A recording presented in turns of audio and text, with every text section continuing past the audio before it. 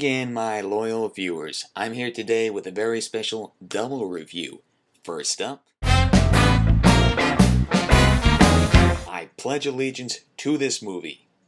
And here's the shirt to prove it. The story of Steve Rogers, a scrawny little runt deemed unfit for military service, who volunteers for a top-secret research project which transforms him into a superhero who spends his time defending American ideals. Keep in mind, the majority of this film is set during World War II. So with that, let's get on to what made me want to salute this film, and what aspects made me prefer to rebel against. God bless those pros! The performances. I feel that so many parts in this were so well cast, and the actors really work hard to bring their characters to life. First and foremost being Chris Evans as the titular character. Now, seeing as during the first act he's mainly a scrawny little weakling, you can really sense his frustration and determination because he really wants to get in there and defend his country, but at the same time he's just this little guy thrust into this big situation that people really don't take him seriously. I think that's something a lot of common people can relate to, especially when they're unfamiliar with their surroundings or they're just not very big people. That's not to say that after his procedure where he becomes all big and buff, does his acting begin to wane at all. Quite the contrary, in fact. This further infuses his determination to prove himself because now he has the body to do it. So he really wants to do a lot of good in this. He doesn't want to become some poster boy, which at first he is treated as. Frustration. The second person I definitely need to give credit to is Hugo Weaving, who plays Johann Schmidt, aka the Red Skull, who is the head of Nazi Germany's research department called Hydra. Shh, it's a secret.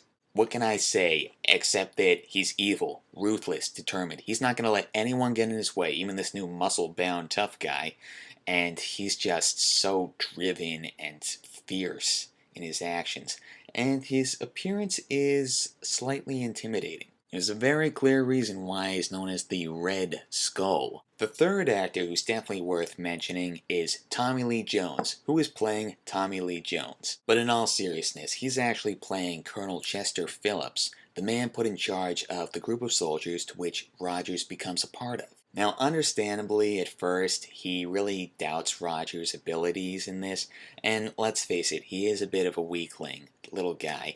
But for what he lacks in strength, he really makes up for in both intelligence and perceptiveness. So gradually as the film goes on, he really begins to earn the Colonel's respect. He ends up being on good terms with the guy. Who'd have thought? My second pro would easily be the humor. One actor in particular who brings this to the table is Stanley Tucci. He plays the doctor who recruits Rogers for Project Rebirth, which ends up turning him into Captain America. His scenes really stick out, and you can easily tell that he and Evans were having a lot of fun with them. I only wish he had a bigger part in the movie. Another thing that's pretty funny to look at is the original suit that Steve gets before the final one where he's portraying Captain America on stage. The thing's just bright and colorful and not very manly looking, and he's really just kind of a poster boy for American ideals, like I was saying earlier. You can imagine it being a little degrading. I mean, he has all these women in short skirts dancing around him, and he keeps having to punch out this fake Adolf Hitler. His fist barely comes within a foot of the guy's face.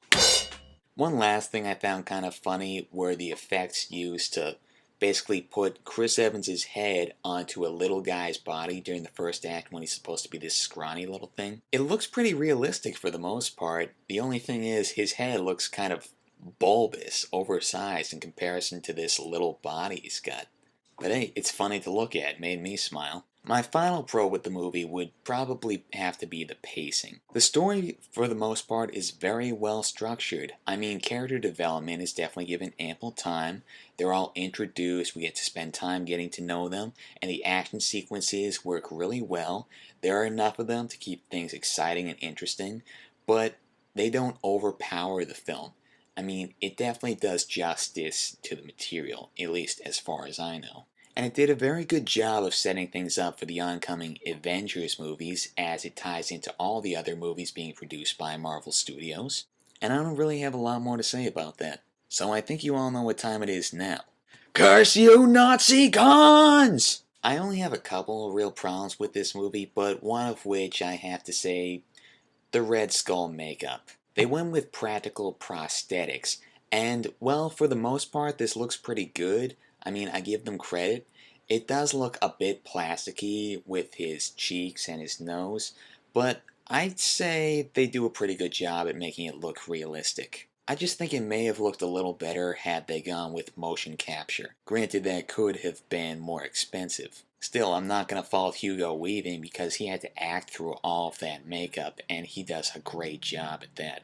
My second con would have to be the final fight. I find it to be a bit anticlimactic. I mean, there is one really cool effect that happens, but aside from that, it seems like little more than a standard fist fight. Therefore, everything that really went on before that really outshined it, and that's a bit disappointing. Still, I don't think that's too damaging to the film's appeal. So with that, I think I would have to give it a final score of 8.5 out of 10. Awesome. Now, the film is rated PG-13 and comes in at a runtime of 2 hours, 4 minutes. So here's to the Avengers coming out next year. I have to go right now, but when we get back, it'll be time for review number 2.